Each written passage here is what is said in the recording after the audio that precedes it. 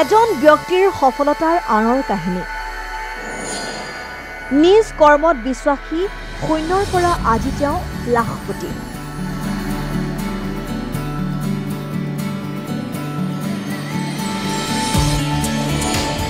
এটি প্ৰতিষ্ঠানে আগুৱাই নিছে তেওঁ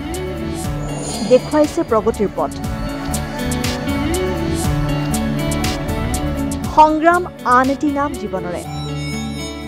এজন ব্যক্তিৰ সফলতাৰ আঁৰত থাকে বহু সংগ্ৰাম আৰু প্ৰত্যাহ্বান বহু লোকৰ কিবা এটা কৰাৰ প্ৰবল ইচ্ছা থকা সত্ত্বেও অৰ্থৰ অভাৱত নিজৰ সেই সপোন পূৰণ নহয় যদি নিজৰ ইচ্ছা একাগ্ৰতা আৰু চেষ্টা থাকে তেতিয়া সেই দুৰ্গম বাট সাহসেৰে অতিক্ৰম কৰি নিজৰ সপোনৰ বাটত আগুৱাই যাবলৈ সক্ষম হয় আৰু তাকেই প্ৰমাণ কৰি দেখুৱালে কাৱৈমাৰীৰ এগৰাকী উদ্যমী ব্যক্তিয়ে এটা প্ৰতিষ্ঠানে তেওঁলোকৰ সেই সপোনৰ বাট দেখুৱাই দি উন্নতিৰ দিশত আগবঢ়াই লৈ গৈ আছে আজি আমি সেই সফল ব্যক্তিৰ সফলতাৰ কাহিনীৰ বিষয়ে ক'বলৈ ওলাইছো এখেত হৈছে ৰঞ্জিত কাকতি গৌৰীসাগৰ ঠেকেৰাতলত আছে এখন গেলামালৰ দোকান বন্ধন বেংকৰ গৌৰীসাগৰ শাখাৰ পৰা ঋণ লৈ এওঁ হৈছে উপকৃত আৰু সকলো ফালৰ পৰা গৈছে এওঁ আগবাঢ়ি কেইবাবছৰ ধৰি বন্ধন বেংকৰ সৈতে জড়িত হৈ আছে ৰঞ্জিত কাকতি ঋণ লৈ সময়মতে পৰিশোধ কৰিছে লগতে দোকানখনৰ পৰা হোৱা উপাৰ্জনেৰে পৰিয়াল পোহপাল দিয়াৰ লগতে নিজৰ সন্তানকো পঢ়ুৱাইছে কেনেকৈনো আগবাঢ়ি গৈছে এওঁ আহকচোন জানো তেওঁৰ মুখেৰেই মোৰ নাম শ্ৰী ৰঞ্জিত কাকতি ঘৰ মোৰ কাৱৈমাৰীত ব্যৱসায়টো হ'ল আপোনাৰ ঠেকেৰাতল আপুনি কেতিয়াৰ পৰা ব্যৱসায় কৰি আছে ব্যৱসায় মই 4 চনৰ পৰা কৰি আছোঁ আপুনি ব্যৱসায় কৰোঁতে প্ৰথমতে কেনেকৈ আৰম্ভ কৰিছিলে আপোনাৰ পহিলা মই শাক চব্জি এখন দোকান দিছিলোঁ গাদী তাৰপৰা 2 বছৰমান তেনেকৈ দি পেলানি আপোনাৰ এখন ঘুমটি ল'লোঁ তাতে চানা টানা এভাগে সৰু সুৰা কিবা কিবি বস্তু আনি গেলামালো দুটা এটাকৈ ৰাখি ব্যৱসায়টো লাহে লাহে অকণমানকৈ ডাঙৰ কৰিলোঁ 10-15 হাজাৰ টকাৰ ব্যৱসায় কৰিলোঁ ধৰক আপুনি ব্যৱসায়টো আগবঢ়াই নিবলৈ ক'ৰবাত লোন লৈছিলে নেকি হয় মই বন্ধন গোটৰ পৰা আপোনাৰ আজি বহুত দিনেই হ'ল প্ৰায় 12-13 বছৰ তাৰ পৰাই চলি আছোঁ কিমান টকা লোন লৈছিলে প্ৰথমতে বন্ধনৰ পৰা মানে কথা বতৰা পাতি এনেকৈ লোন লৈছিলোঁ 35,000 পহিলা তাৰপিছত সেই 35,000 লোৱাৰ পিছত এদায় হোৱাৰ পিছত আকৌ 50,000 লোন দিছিলে সেইটো এদায় হোৱাৰ পিছত 70,000 ল'লোঁ 70,000 এদায় কৰাৰ পিছত আপোনাৰ 1 লাখ টকা ল'লোঁ তাৰপৰা ব্যৱসায়টো লাহে লাহে বহলাই আৰু এতিয়া লাষ্ট মুহূৰ্তত আপোনাৰ 2 লাখ টকা লৈছিলোঁ অক্টোবৰ মাহত এতিয়া আপোনাৰ ব্যৱসায়টো যথেষ্ট ডাঙৰ কৰিছে তাৰ পৰা মোৰ ল'ৰা ছোৱালী আছে ল'ৰা ছোৱালীয়ে পঢ়ুৱাই আছে ঘৰ দুৱাৰো বনাই আছোঁ তেনেকৈ গাড়ীও এখন কিনিলোঁ ধৰক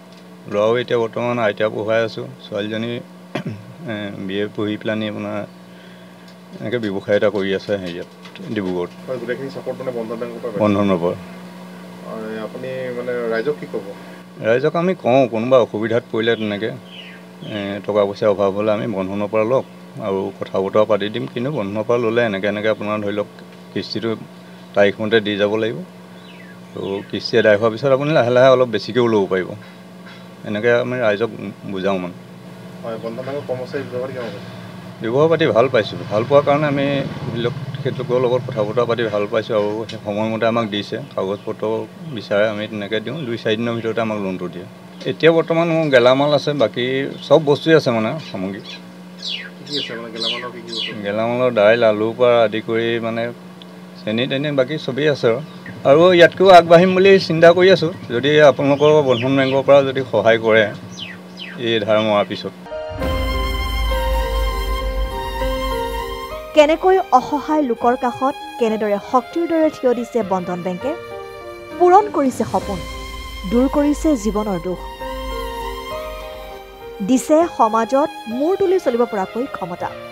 সঁচাই বন্ধন হৈছে প্ৰত্যেকৰে বন্ধু বন্ধন বেংকৰ গৌৰীসাগৰ শাখাই অঞ্চলটোৰ দুখীয়া ৰাইজৰ মাজত দেখুৱাইছে আশাৰ ৰেঙনি এয়া তাৰেই নিদৰ্শন বন্ধন বেংকৰ গৌৰীসাগৰ শাখাই অঞ্চলটোৰ নিবনুৱা যুৱক যুৱতী তথা পুৰুষ মহিলাসকলক ক্ষুদ্ৰ ঋণ প্ৰদান কৰি স্বাৱলম্বন কৰাৰ লগতে অঞ্চলটোৰ নিবনুৱা সমস্যা সমাধানৰ ক্ষেত্ৰতো এক গুৰুত্বপূৰ্ণ ভূমিকা গ্ৰহণ কৰা পৰিলক্ষিত হৈছে এতিয়া সকলোৰে বন্ধু হৈ পৰিছে বন্ধন বেংক সমাজৰ প্ৰতিজন পুৰুষ মহিলাই আগবাঢ়ি আহক এইদৰে আৰু সদায় থিয় দি থাকক বন্ধুৰ দৰে বন্ধনৰ সৈতে।